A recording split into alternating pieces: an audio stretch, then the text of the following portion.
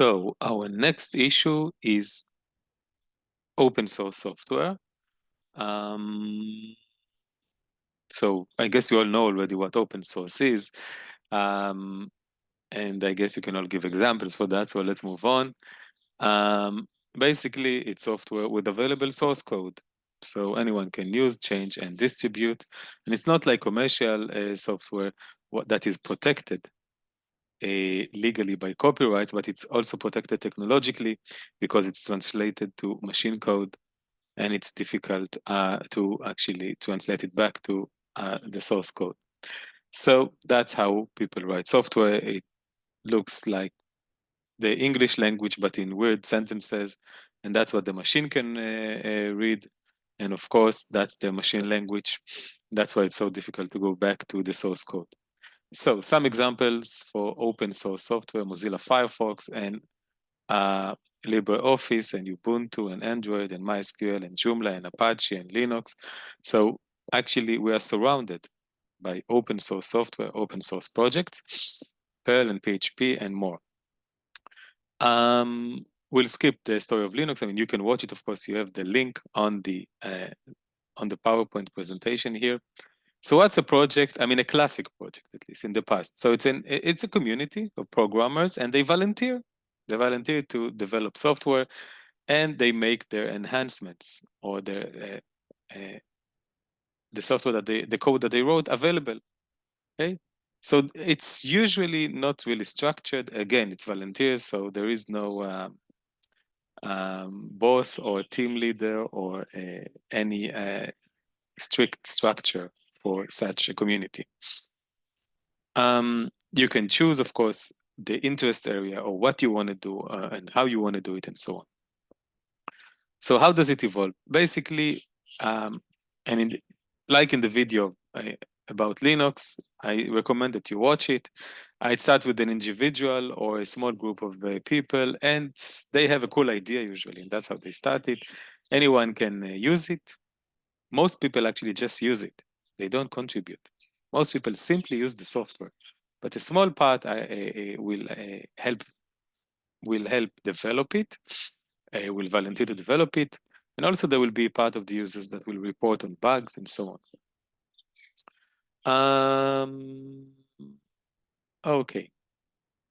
And there is also some gatekeepers in many projects, and they will decide what part of the new code will be added to the authorized code.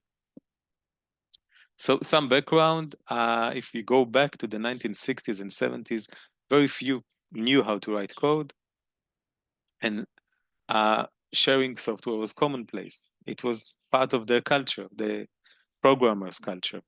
But in the early 1980s, AT&T enforced property rights for Unix.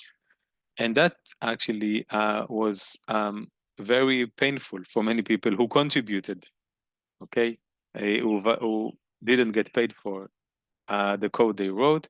And then a few years later, this Free Software Foundation was established. Then they changed the name to open source because free software doesn't sound good for many business people. And what we see in recent years, say 15 years, is that it's actually more and more commercial firms are involved in open source projects, and they have a business model. Think about Android, for example, okay? Android by Google. So again, another video you can watch with Richard Stallman, who is the guru of the open source movement. And one of the big questions is what motivates developers? Okay? There has been a lot of research about the open source phenomenon. So what motivates them? First of all, many of them, that's part of their job. I mean, they improve performance in their job. Moodle is an open source project. And all over the world, there are many programmers that adjust Moodle to the needs of their university or college and so on.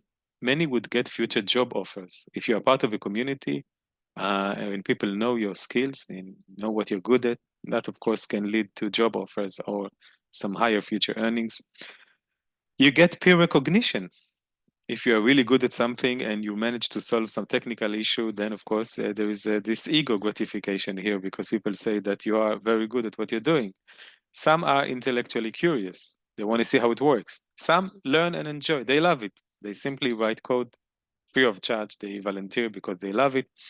They have sense of ownership and control over the work, because, I mean, it's not like when they go for paid work I mean, at the company that they work for. Here they can choose. Here they can choose the project, the task, the technical approach. So it helps people develop this sense of ownership and control, and they like it. And of course, being part of a community. So if you think about it, if you work for a regular company, commercial company, usually you have to maintain secrecy. Okay, they are afraid that competitors will steal their technology or their ideas. So actually, people from outside the organization don't know really what your skills are or how good you are. However, if you are part of an open source software, an open source project, many people can see, and it's a good way to signal to the community or to the world what you really worth, how good you really are. Okay, so outsider can see your contribution, and you can take responsibility for a sub project. So they will know that you did it. Okay, that you were responsible for that, and elements of that code can be used in other projects. So actually, it will spread even more. So participating in an open source project is a great way to signal to the job market the quality of your skills, the quality of your knowledge, your creativity. Okay, it's a good way to signal because you don't have to keep secrecy. That's an example from Stack Overflow. I mean, you can search the database, and it's an old screenshot, but the point is clear. You can actually, because of all those projects of open source, search for candidates for work. Also, users who don't develop contribute because, first of all, they increase the market share of the software, and we are all familiar with the network effect, so I don't have to talk more about it. And of course, many of them would contribute by reporting bugs. So, commercially viable open source. Basically, it has become more commercially viable. Large firms that actually have a business model, they seek competitive advantage, they want to make profit, basically, are involved in open source projects. The development process is more deliberate, it's more organized. Some, of course, are getting paid. I mean, the people who developed Android got salary, of course, from Google, and the project management is more rigorous. Also formalized meetings, so it's less a small group of geeks that have a cool idea, but we also find large corporations that have a clear business goal. People actually get support and training and are willing to pay for it. So let's talk about, so far we discussed the motivational factors. Let's discuss business models. There are many business models. The most common is selling complementary business services like support, training, implementation, and consulting. And actually Red Hat and IBM do it in some of their softwares, okay? Red Hat actually is a company that is very known for that. So if they ask you, what is the common business model? Well, of course, you give the software free of charge. Everyone can download it, but you make money from complementary business services like support, training, implementation, and consulting. Some will sell optional enhancements that very similar to freemium. We have discussed freemium in the past. Some will finance it through branded products like Wikimedia that collect donations for, that raise donations for Wikipedia, sells merchandise with the brand. Some would make money from advertising, like Mozilla used to drive traffic to Google, and they got a share of the income. Some would sell software as a service. So you can download the software free of charge, but if you use it on the company's server, you'll have to pay for that access. There's also the dual licensing. So you can have, you can use it as much as you want, but if you want it for commercial use, you'll have to pay for a license. And in the case of MySQL, 1 out of 1,000 purchases the commercial license. Sometimes you get money from other organizations like governments, universities, large corporations. I know that the EU supports open source projects because that's part of their strategy for minimizing the digital gap between rich and poor, or developed and developing societies. Some would get donations, bounties. That's another way you can pay somebody to perform a specific task for you if you need some enhancement or something like that. And some would go for crowdfunding, platforms like Kickstarter or Indiegogo, where the crowd would fund it. There are also other business goals, like some companies want to weaken competition. So in the past, Google and Oracle supported projects that weakened Microsoft. Some would try to build to exit, to make money from selling their company. And having an open source software will, since it's out there free of charge, will have usually a large user base, and that will help them sell a firm, okay? And some will do it just for branding or public relations, like Oracle with the Unbreakable Linux slogan. Some will build a platform like Android. We have discussed it a lot, Android. There's also delayed open source. So it was usually a commercial software. And after a few years, the company that developed it and sold it is not interested in maintaining it or in keeping it alive. So, or supporting it technically. So they'll put it out there on the web, and people will be able, if they want, use the source code to upgrade it or fix it and so on. And for some companies, it's a way to reduce costs. Like Oracle,